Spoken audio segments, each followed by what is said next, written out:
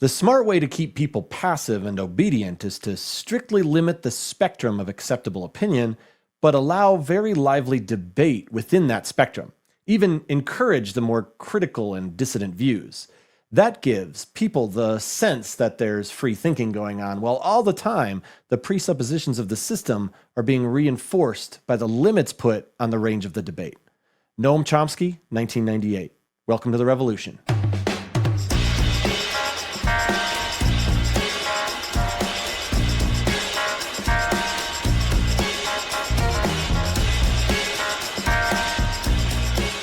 Hello and welcome to We Need a Revolution. My name is Kevin Rosenquist, and I am joined by my good friend and co-host, John Banks, out there in Los Angeles, California. John, how are you today? I'm doing fantastic, man. It's a very beautiful, sunny, perfect day. Another perfect day in Southern California. So until we get hit by that comet or asteroid, or California just breaks off and rolls into the ocean. Yeah, and, or there's nuclear war. Yeah, so many things that could take us nuclear out. war that'll be everything, not just California. Yeah, that's true. True.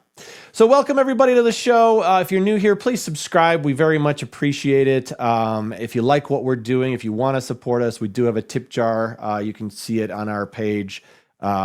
Feel free to give us thousands. I think we usually ask for at least 1,000.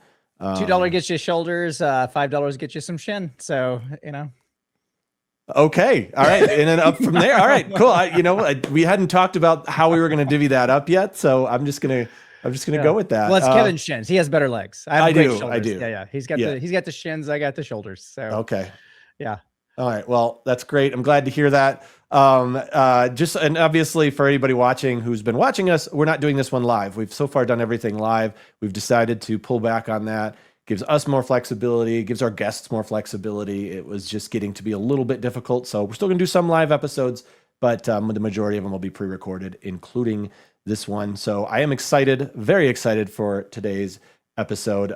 John, I know you wanted to ask me about something related. I wanted to ask you about something. Yeah, well, you said something about Trump settling. Yeah. Did you read that Trump basically the Justice Department settled with Trump on his $10 billion lawsuit for $1.776 billion? Mm-hmm. Who's paying for that? Well, it's you and me, and so I did the math, and it's not too much. It's only about $6, about $5 and some change for every taxpayer. So really, hey man, no biggie. I can give Trump $6 for the corruption, $6 of corruption. It gives us things to talk about. So, it does. He's supporting the show. I thought he was going to drain that swamp. Right. It doesn't seem that the swamp is getting drained. Seems like it's been dammed up and they flooded the village. So, and he's getting plenty of support from billionaire class and everything else. So wow, that's if you're interested, everybody out there, to hear more crazy stuff. I say crazy. I bet our guest is going to tell me that's a little bit narrow-sighted or narrow-minded, and he's probably right, but. We're talking about QAnon today, and conspiracy theories. So, John, I'm curious. It's been a few years now. What do you remember about QAnon? The child porn or child trafficking pizza place. That's really the only thing that really sticks out. But I remember at the time it was just like every day I was just like, whoa. I know. Yeah. And I still don't understand why people buy into it, but hopefully at the end of this episode, we're going to have a much better understanding from Matthew of why people do that. Yeah. So what do you remember from QAnon? I remember the same. I remember the DC pizza place that was a front for a child trafficking prostitution ring that was run by the Democrats and social elites. And that Q supposedly had this evidence that he was just waiting to drop, and it never happened, obviously. But I always remember thinking like, how weird it was to sit there and go, yeah, I've got this stuff. Don't worry, it's coming. And be like, well, or if kids are being trafficked and molested, don't you want that to stop? Can you do it now? Can you give us the info now? I remember thinking that was really strange, and why people felt like that was okay. Yeah. And not suspicious was strange to me, but I am excited to learn more about it because I feel like you and I probably have more of a surface level understanding of it. So I say, let's just do it. Yeah, what do you think? let's just do it. Yeah. All right. Well, our guest today is an expert in the architecture of online paranoia. Matthew Hanna is an associate professor of digital studies at the University of Wisconsin-Madison. He has a background in network analysis and English, which he now uses to map how radicalization works in the digital age. And he's the author of QAnon, Capitalism, and the Crisis of Meaning. And he's here to explain why conspiracy theories are no longer just for your crazy uncle. Matthew, welcome to the show. Hey, good afternoon, Kevin and John. It's great to be here and to see you both. Yeah, And to talk QAnon. Yeah, I mean, it's something that, like, it's funny because I started to think about QAnon. I don't remember why. Some conspiracy theory came up, and I started to think about QAnon, and I was like, whatever happened to QAnon? So I started like doing a little digging. That's how I came across you, and I thought it'd be a really good time, given everything that's going on in the country and the world, to kind of revisit this and see exactly, how this all went down. So let's start very, very at the beginning and jump right in. And how did this start, and when did this start? Yeah, that's a great question that we're all still trying to figure out. So it's very rare in a specific moment when something like this begins. Usually it's sort of appears slowly, but we know that it started in October of 2017 because that's the first time that this mysterious individual named Q started posting on 4chan. Okay. And if you know anything about 4chan, it's kind of a weird place full of all kinds of grifters and, strange people and trolls. So it's kind of an amazing phenomenon because you would think that something like this starting on 4chan would really not generate the kind of attention that it did. And for anybody listening who isn't familiar with 4chan, is it kind of like a Discord type of a thing, chat type of a thing? Yeah, it's a social media platform that was really designed around the idea that speech should be completely free and that people should be able to say whatever they want. So it's kind of known for being politically incorrect.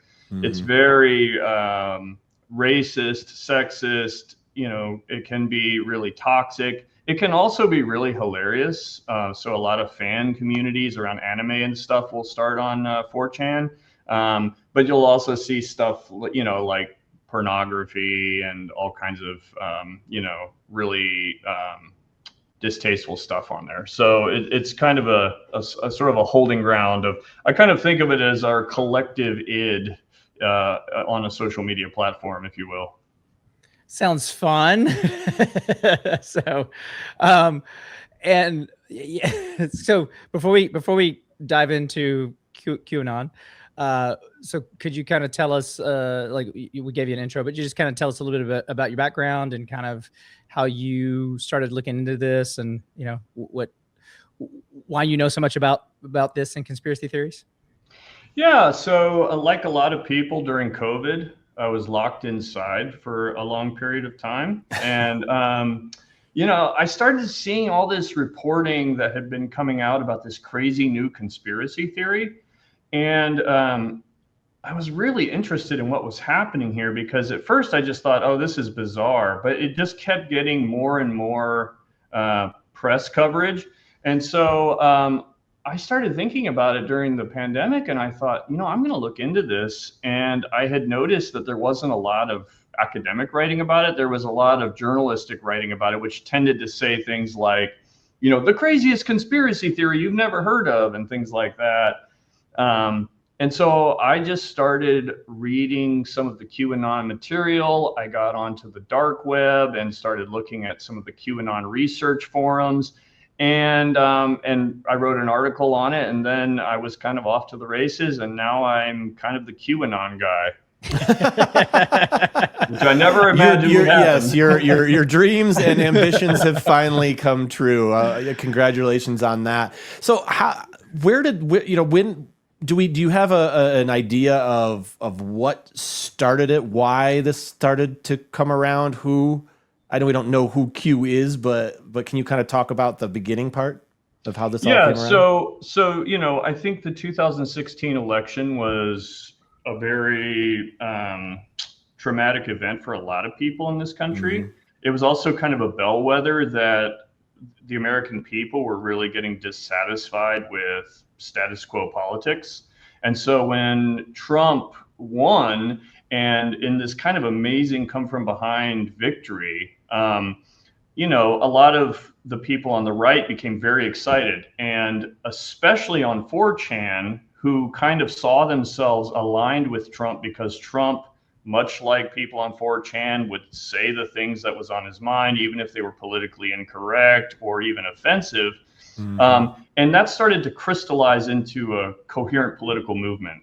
So all of that trolling and sort of fun, anarchic and offensive and nasty material on 4chan became politically salient. So sometimes I'll jokingly call Trump, America's first 4chan president.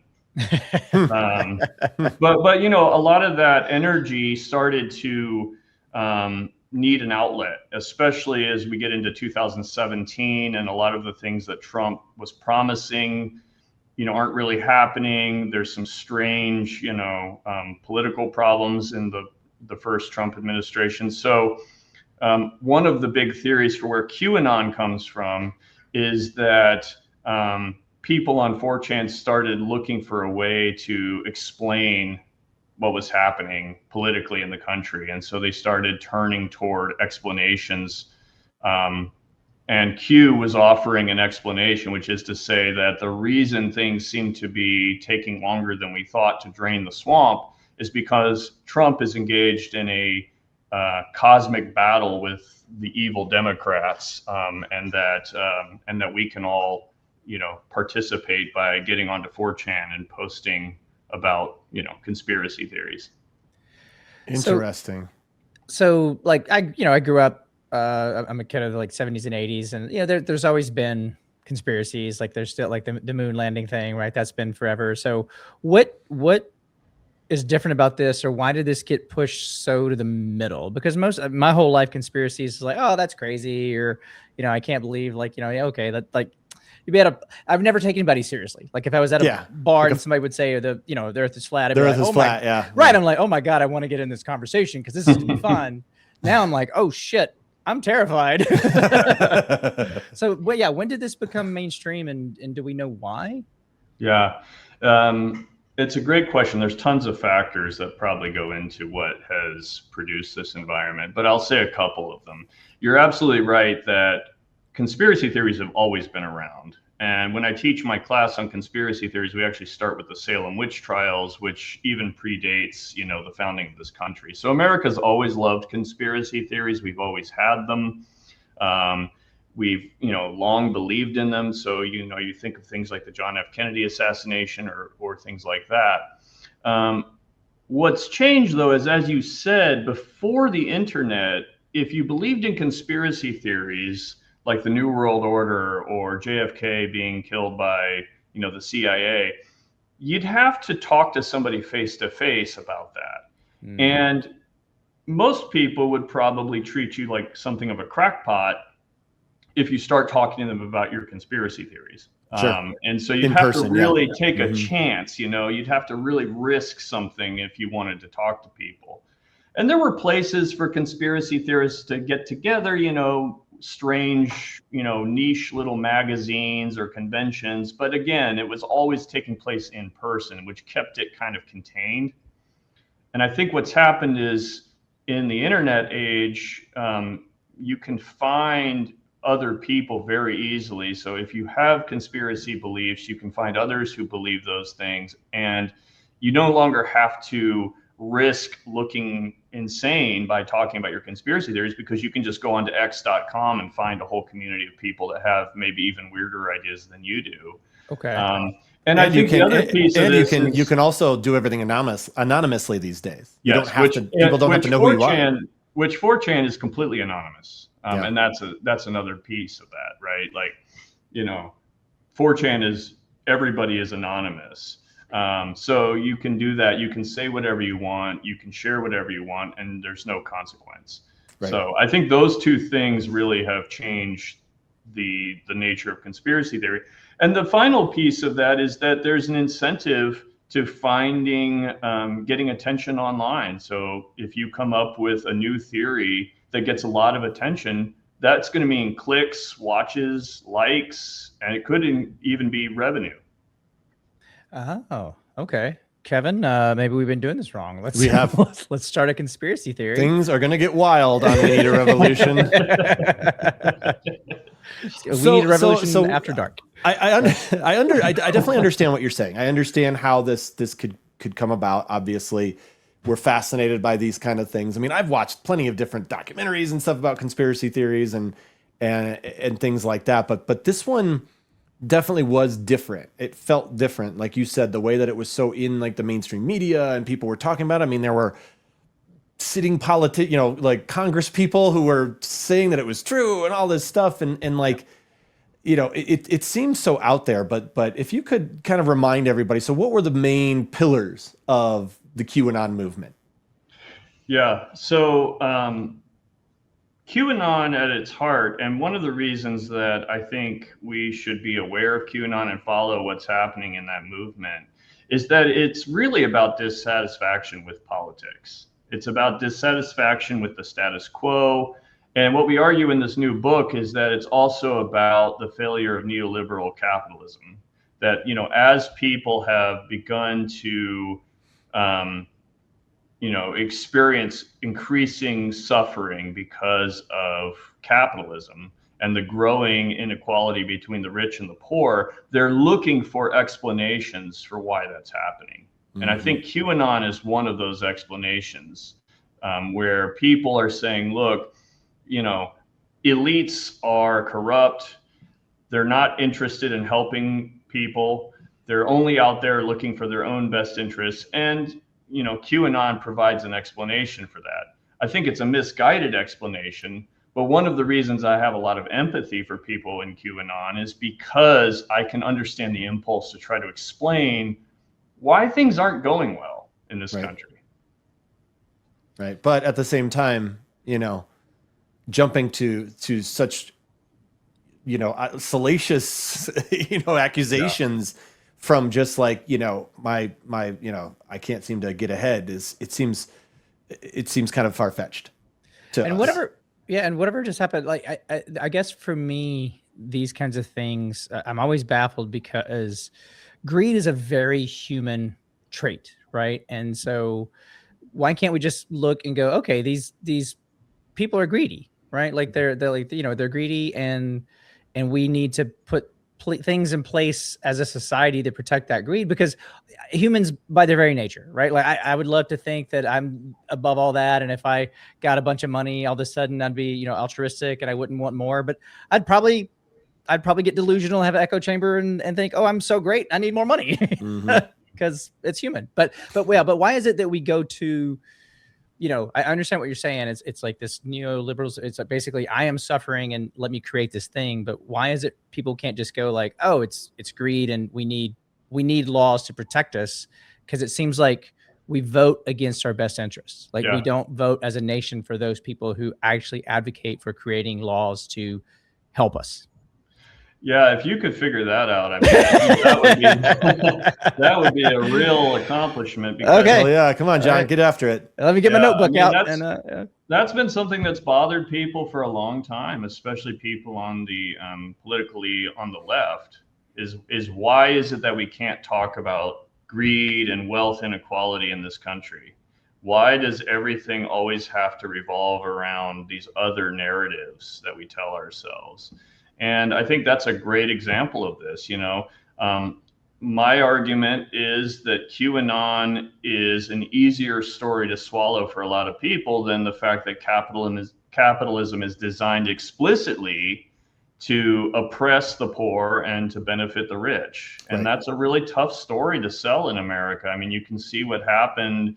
The first time in my lifetime that I've ever heard anyone actually get away with talking that way was when Bernie Sanders campaigned in 2016. And I often think about what would an alternative timeline have been if Bernie could have won that election or if Bernie could have prevailed, because I think what we ended up with was the dark side of that coin, which was people are fed up with the Democratic Party and the Republican Party, and they elected Trump. Right. So you said, that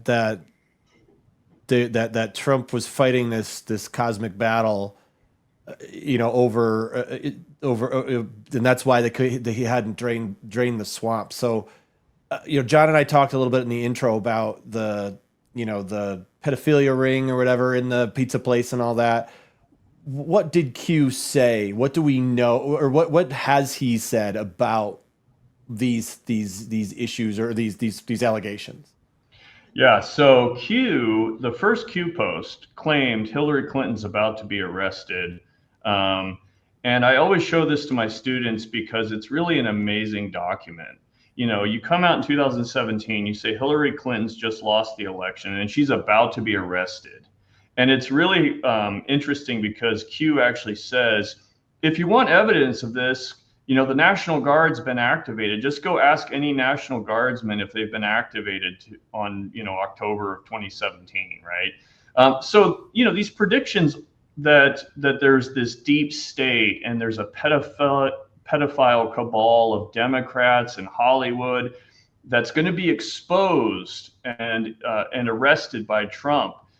None of that has happened. And yet, and it's still common now, you can go on to x.com and people are still trying to build the theory, trying to advance this idea that it's just a few more years and then Trump is going to expose this cabal. So I think it's one of the really fascinating examples of, cognitive dissonance, where even when all the evidence is opposed to the theory, people will still try to advance that theory. And it turns out there really is a cabal of pedophiles. It's just that it's Jeffrey Epstein and Donald Trump, not the Democrats. Right. Yeah. Well, there were some Democrats on that list. There were. That's true. Yes. There were. Yeah, that's true. Now is Matt, is there a religious, spiritual aspect to this too? Because I know that a lot of people see Trump as appointed by God to take, I've heard that's to take down this cabal of pedophiles and all this. So is there a heavy religious aspect to it? Absolutely. And my argument is that one of the reasons that QAnon was so popular in the evangelical movement is that Q very explicitly copied Christian eschatology, about the end times and about, the rapture and the tribulation. And he just made it a political theory. So instead of the rapture, we have, the Great Awakening. Instead of the tribulation, we have the storm. But it's all the exact same story. It's just translated into the world of politics. And I think that is very attractive to a lot of people who are evangelical and really invested in this sort of Christian view of the world. Imagine having, a political figure like Donald Trump, who now can be your Messiah on earth and bring about all this stuff that you've been talking about and reading about in the Bible for your entire life. That's a very attractive quality. It also helps to explain why Christian leaders can support erecting a gold statue of Donald Trump and then say in the next breath, oh, wait, this isn't a golden calf, by the way, which is hilarious because it so clearly is. Mm-hmm. And so I think that there's this kind of weird moment where there's this political version of the book of Revelations that they think they're living out in some way. Yeah, I grew. I'm not a religious person, but I grew up in the South, and so I'm very familiar. Read the Bible, went to church. Me too. And so I'm always kind of baffled, right? Where I'm just like because the Antichrist basically is like that. You're right. They're gonna come, and they're gonna be this like wolf in sheep's clothing, and it's like literally everything he does, and they justify it. I'm like, this is your wolf in sheep's clothing, and I'm not, and it's not Republican or Democrat, right? It's just like it to me. It just blows my mind. It blows my mind that it just keeps going, right? Like it like there's nothing. And I guess that's the thing. Like with the QAnon, is QAnon still? I guess it's still around, right? And is it still as strong? Does it still have as much presence online? I know it's no longer in the media, but does it still have a strong presence online? It has a presence online. So I'm on X, and there's quite a few people that are QAnon adjacent. One of the things that I've been interested in lately is that QAnon seems to have, I describe it as it's metastasized throughout the body politic. So it's become kind of mainstream in a lot of ways. So a lot of the QAnon talking points, which were specific to QAnon, now get kind of thrown around as just political talking points. And you'll see politicians using terminology that I think, well, that comes out of QAnon. So, you know, people like Marjorie Taylor Greene, who I guess is no longer, now is she a Democrat? I don't know, but she used to use Definitely a lot of this QAnon. Yeah, I don't think she's gone that far. Terminology. And it gets thrown around. So things like the deep state, right? Or the idea of the deep state is a QAnon idea. So, well, it comes before QAnon, but they really leaned into it. So a lot of that stuff is still around. The other interesting thing about QAnon is even though Q as a figure has disappeared and hasn't been posting since at least 2022, the QAnon conspiracy movement has really spread into all these other conspiracy spaces. So, you look at things like the Great Reset or COVID or the Great Replacement conspiracy theories. All of those now have QAnon sort of adjacent talking points as well. So what is a Great Replacement? I don't even know what that is. That's the white people thing? Yeah. So the idea that white people are being replaced by, non-white people. Yeah. Okay. I mean, I guess if we look at sports, but that's really about merit, That's more about merit. That's true. Yeah. So, what was anybody like questioning the fact that all this information was supposed to come out and then Q just disappears and like nothing happened, or do they just keep kicking that can down the road? No, they just keep moving the goalposts. So, every time that a prediction fails to materialize, the argument is, well, that's because the deep state interfered and now we have to move the goalposts. And, they get enough of a jolt from things that do happen. I mean, I think a lot of why Trump is doing things like releasing these UFO files is really trying to cater to that conspiracy base, to rev up like an artificial enthusiasm for the administration at a time when clearly they're failing. The war in Iran is a total disaster. I was going to say it's also a little bit of smoke and mirrors too. Right, exactly. So don't look there, look over here. People up, and we'll release a video of like a Tic Tac, and everybody will get really excited. But what's amazing is that like now, and I don't know where this is going to go, but I'm really interested in following it. Now, the conspiracy theorists are actually starting to turn a little bit on Trump because they're starting to see that, like, look, gas prices are really expensive. Inflation's really bad. And we never found out what was in the Epstein files. Gee, that's weird. So there is this kind of weird fracture happening on the right, especially around this MAGA movement. Unfortunately, I'm afraid that what will come after this might be actually worse. So that's another side of that coin. Oh boy. Yeah. Oh, Matthew. Oh. So, what? Because we're living in two different realities, right? Or three or four. Like, Yes. It's certainly we have multiple realities. I won't even say two realities anymore. We have multiple realities. So when no one can agree on what the truth is, and we no longer have legacy media, right, to say this is or a narrative we can all go, okay, that makes sense, and I can agree. I believe that. Yeah. So how do we come back to some state of normal, right? Or how do we talk to each other? That's a great question. And I don't know the answer to it. I mean, one of my big fears is that we are, scholars have talked about this moment as the post-truth moment, but I'm really worried now, especially in the age of AI and the deepfakes, where I'm not sure we can come back to any kind of consensus reality where we all agree on the way that politics should be done or society should be structured.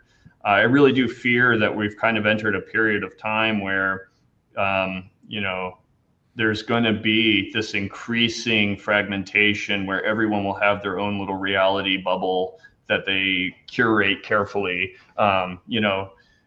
So, Antonio Gramsci had this great quote that said, the old world is dead, the new world is yet to be born, and now is the time of monsters. And it really does feel like we're kind of trapped between realities, I guess. And it's hard to know what's going to happen and how we get out of it.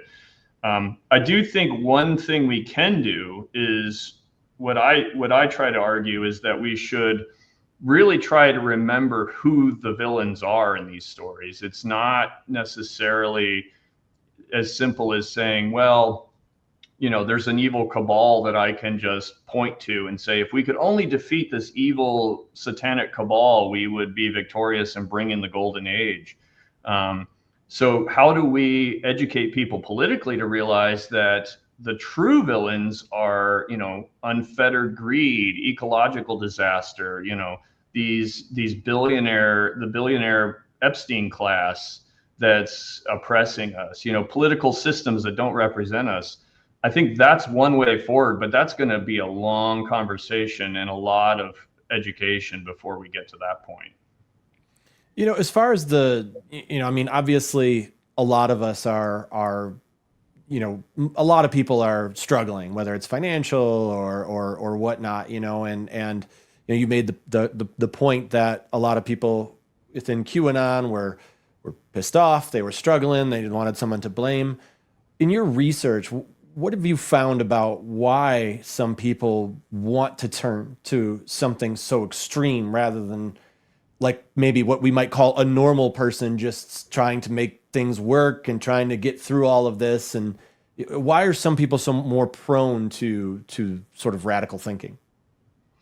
Yeah, that's a good question. And I'm not entirely sure I can say with any certainty why some people are more attracted to these things than others. One thing we do know for sure is that conspiratorial thinking defies any demographic analysis. There's no easy solution where it's just like, well, people in this particular subset are more likely to believe in conspiracy theories than others. I remember in the 2024 election, it was really interesting to follow a growing discourse around the stolen election from people in the Democratic Party who were saying things like, Elon Musk used Starlink to steal the election for Donald Trump. And it was the exact same argument that they had been, rejecting when Trump said the election was stolen in 2020. So there's not really a good way of deciding that some people are more likely to believe in conspiracy theories than others. And I think that that's kind of what makes them really tricky and interesting at the same time. It's like, given the right conditions, anybody could become a conspiracy theorist. Yeah. So I think there's a lot of stuff there. I do think one thing that conspiracy theories offer us is, they offer us a story that we're very comfortable with, the story of good versus evil. And that's a story that we all like. I mean, we all love Star Wars. We all love Harry Potter. We like those kinds of stories because they're comforting in some way, right? Like, well, we've been watching that stuff since we were kids. All the Disney movies are good and evil, all that stuff. Yeah. Yeah. I mean, the Romans, you go back to Greek mythology, right? It's since we've been writing those stories. Right. Yeah. And if I came to you and said, look, there's two stories for what's causing all the problems right now that you might be experiencing. One is this complex analysis of global capitalism and the failure of our politicians to, to navigate these bureaucratic and socioeconomic systems. Well, that's really boring, very dry, and kind of difficult to understand. But if I say, hey, there's a group of satanic Democrats who worship Satan, and you can be a digital soldier fighting them, that's a lot more, convenient and a lot more soluble for a lot of people. Yeah, and you throw in pizza. Everybody loves pizza. Everybody loves pizza. Yeah. If you're gonna be part of a cabal, you might as well be having some good pepperoni. Yeah. So those are things that I think make conspiracy theories kind of attractive. And The other problem is there are real conspiracies. That's the other issue that we come up against, right? There are conspiracies. That's a good point. Look at MK Ultra. You know, whenever I teach this stuff, I always have to really be careful because, like, when we cover some of the real ones, I always have to try to figure out how do we talk through this with students to say, look, MK Ultra is real. The CIA really did think they could use LSD to brainwash people. But they failed, and brainwashing is not a real thing. So you shouldn't use that as an argument for why that kid tried to shoot Trump, right? Like that's a really tough thing to delineate. So one of the things I'm interested in going forward is how do we identify that gap between conspiracy theory and conspiracy fact? And how do we adjudicate that? And that's a tough nut to crack. Would just and I'm asking, I have no idea, right? But like, let's say that I'm having let's say that you hold that belief that there's, so there's MK Ultra and that they try to brainwash people, and then the dot is this kid tried to assassinate Trump, so was brainwashed. So like, would it be a benefit if I'm having that conversation with you? I would say, oh, I absolutely agree that MK Ultra existed and it was a real program. So let's both acknowledge that that's a true thing, but it did fail. Right? Like, would that be a place to start? Because you are acknowledging part of that truth, and then at least you're saying to them like, hey, like, I agree with you that this happened, but are you just I don't know. They check out after you don't agree with everything. Every part of it. Yeah. That's a really big problem. How do we talk to people who have these beliefs?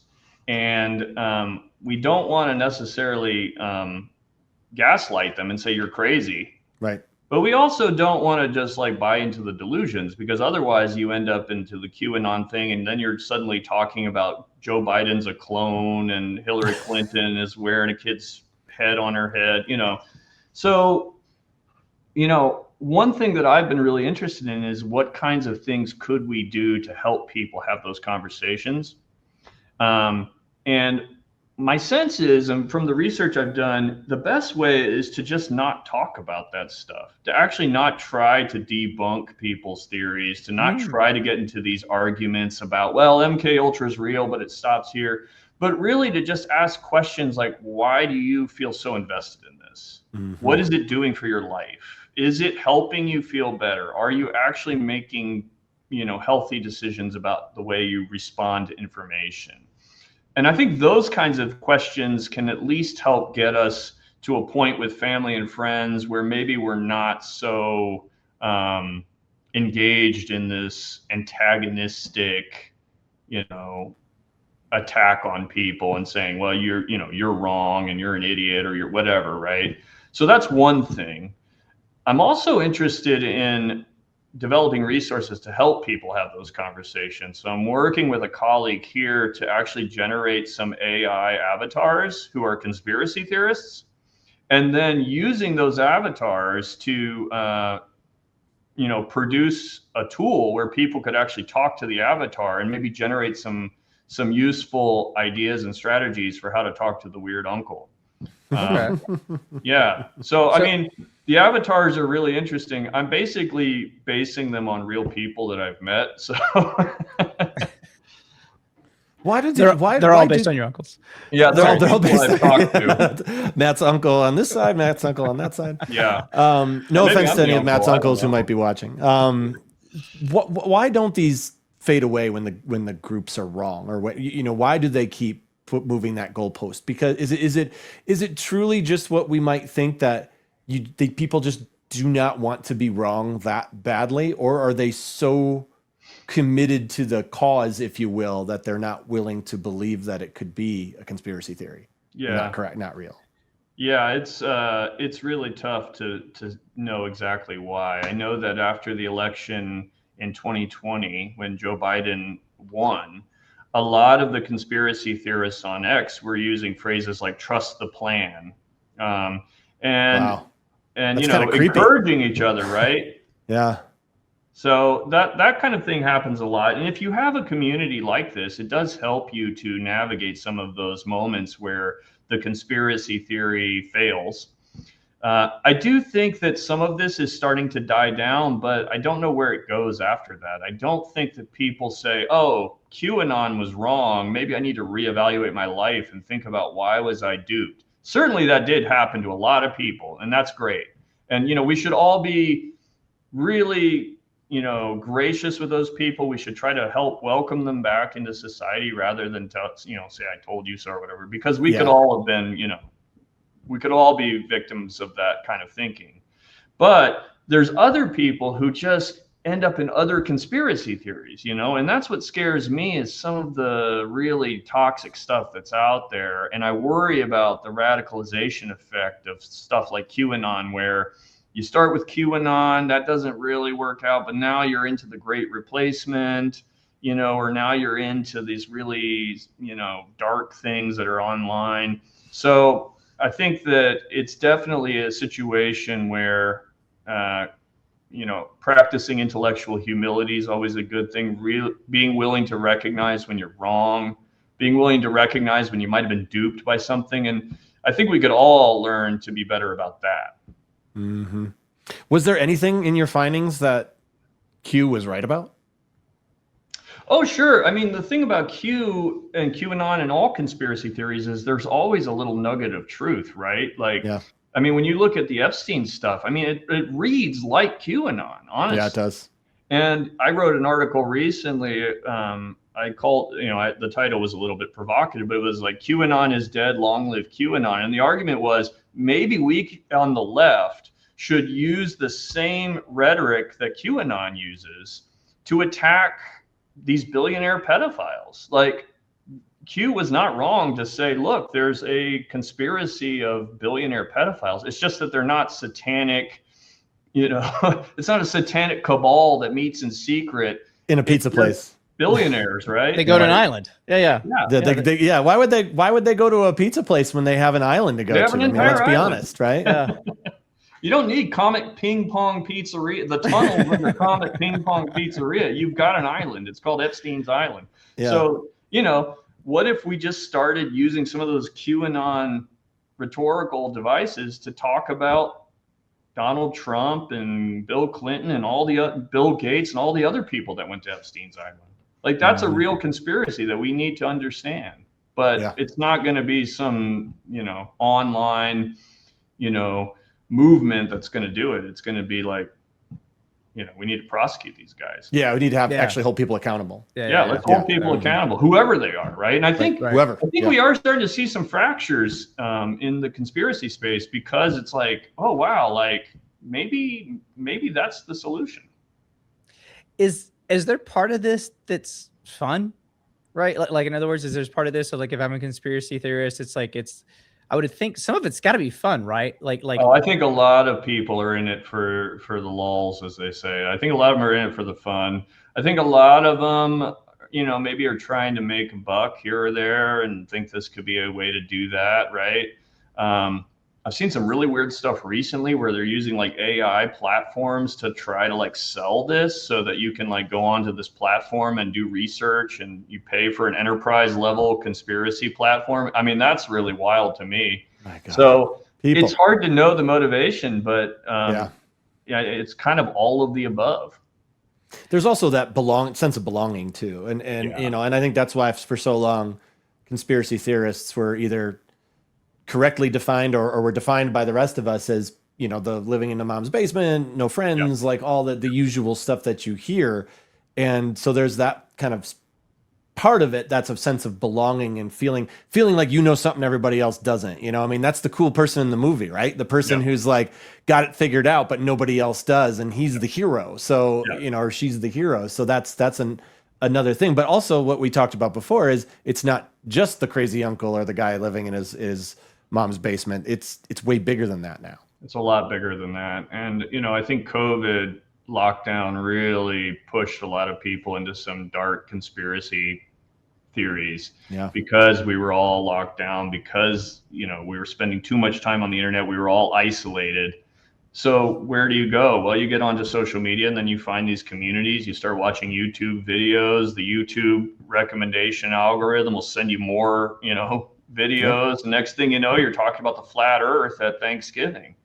Yeah. That's a tough thing, you know, that's a really hard nut to crack. And I don't know what to do about it necessarily, but, you know, I think one solution is we can't assume that these people are, you know, crackpots or crazy or idiots. Like what I've discovered is harmless, right? Or harmless. But, Yeah. you know, what I've discovered is that a lot of times they're really smart people who are doing a lot of research. It's just all in the wrong places.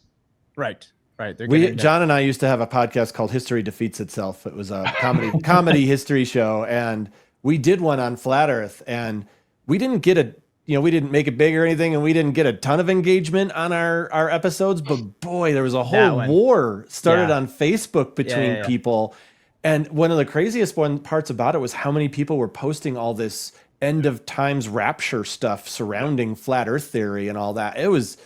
We were just kind of sitting back going, holy shit, this is wild. You know, like we just were trying to have some fun with a silly conspiracy theory, but it gets serious. I think that we got the most engagement off that episode of any of them, right? Like it was crazy. It was wild. I mean, so mad. People were so like, I mean, we were not fighting with each other, or fighting with them, but there were just people like going back and forth on this thread.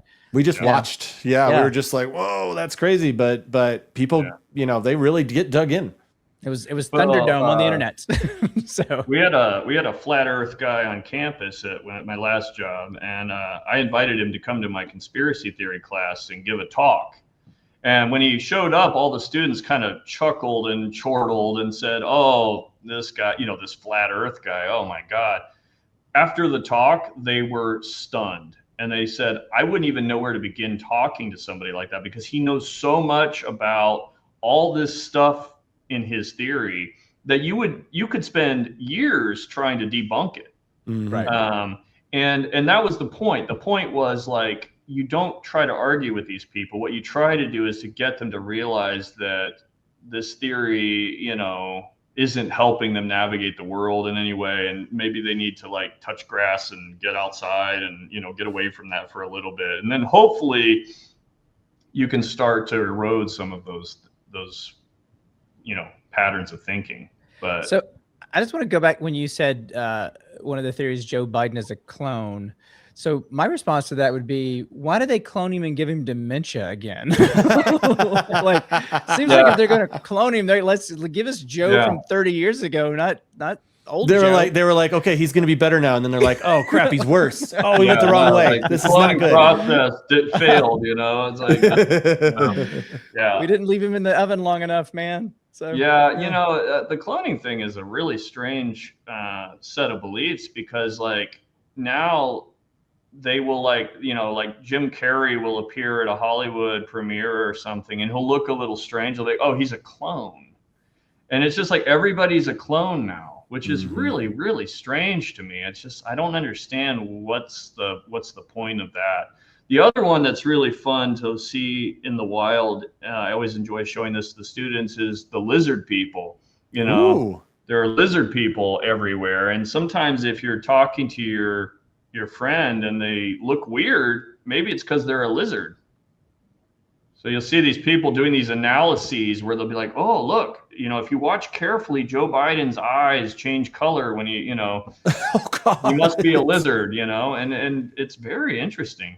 Well, he does have that second set of eyelids that go like this. You know, yeah, so. Exactly. And he licks his eyeballs a lot. Yeah, exactly. And he can climb walls. So just like this a is Men in starting Black, to take shape. So what, Matt, you know, you talk about how like our what we've always considered as standard fact checking isn't enough anymore. How does the average person make sense of all of this stuff that comes out, knowing, you know, how to fact check properly, how to debunk, you know, what do you tell people? Yeah, we're trying to figure that out. I mean, one of the things that my research agenda kind of focuses on is I take something like information literacy, and one of the things that people always say to me when I talk about conspiracy theories is, well, we need more information literacy, or we need more media literacy. And what I try to tell them is, no, that's not the problem, because one of the things I see in the QAnon research communities is that they know very well how to do research. They know what information is. They know how to navigate it. And so just saying information literacy as though that's going to fix it is not going to work. And so one of the things I've been really interested in lately is thinking about things like mindfulness. Is there a way to approach information through mindfulness rather than just sort of critical thinking? Mm-hmm. So could we teach people to think about how they feel when they encounter information? You know, why is it that this news story has got you so upset? You know, why is it when you watch Fox News or Breitbart or whatever you're into, why are you so angry that you're looking for these conspiracy stories to make things feel, you know, tangible to you? Maybe if you take a moment and pause before you post about this stuff, you might actually calm down and relax a little. So we're exploring different models for this and thinking about how do we go out into the community, talk to people, and just say, look, you can be upset with Joe Biden or the Democrats. You can be upset with Trump and the Republicans, but think about why you're upset. What is the source of that? And then think about, like, okay, do I really need to get online and post this stuff? Do I really need to share this stuff? Or are there other things that are more productive for me to do, like get involved, volunteer, you know, help in the local community, things of that nature?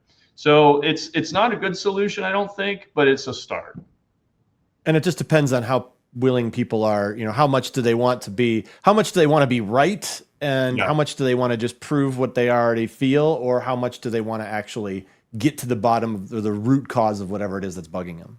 Yeah. And I think, you know, to be honest, I think a lot of us just need to, like, not engage, you know, like stop engaging with people that are clearly just on their own track, you know, and that's a tough thing to do, but I feel like my own mental health has been a lot better when I've stopped trying to argue with people about stuff, both Democrats and Republicans, you know, but that's a tough thing to do.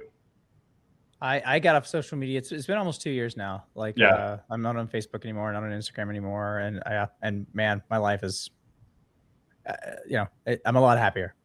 It doesn't do a whole lot, you know, like, it doesn't do a whole lot of positive for you. There was one time where I enjoyed it. I moved from Chicago to Colorado, and it was nice to be able to keep in touch with people and see kids grow up and all this stuff. But then it stopped showing me that stuff. And now it just shows me angry stuff. Be angry, be afraid. Be afraid. Yep. I read something today about AI, and just a little positive when you were talking about where do we go from here, Matthew?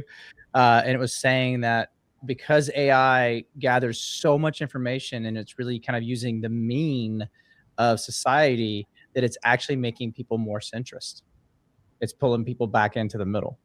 Interesting. So maybe AI is going to save us before it destroys us. You know? It's our false sense of security before it enslaves us all. But that'd be nice, right? Like if we're all getting along and then it kills us, to be like, well, at least we had a moment where we all got along. We had a moment. Yeah.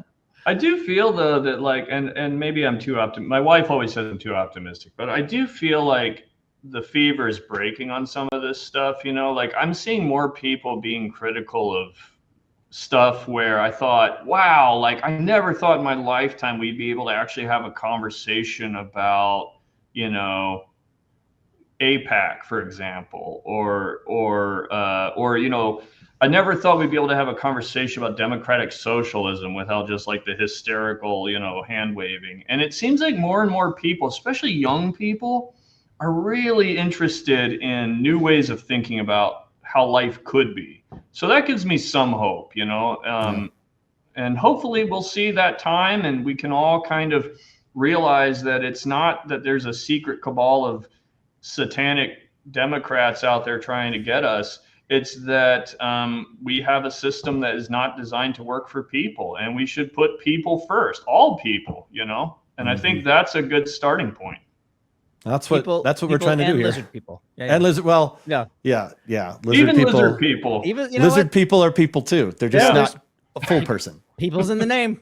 People's in the name. Well, Matthew, thanks so much for being here. We really appreciate your time. If how can people find the book? How can people find out more about you? Yeah, the book's going to be out from Bloomsbury in November. So check it out. And, you know, in the book, we basically argue capitalism is a conspiracy So it should be of interest. And I'm on Blue Sky, although I don't really post there very much. But you can find me at Tinkering Human on Blue Sky. I don't think many people post on Blue Sky. Nobody posts on Blue Sky. I'm on X too, but it's like an anonymous account because I don't want to actually. X frightens me. Yeah. So the book is QAnon, Capitalism, and the Crisis of Meaning, out in November. Matthew, thanks so much for being here. Really appreciate your time. Thanks everyone for listening. Thank you, John.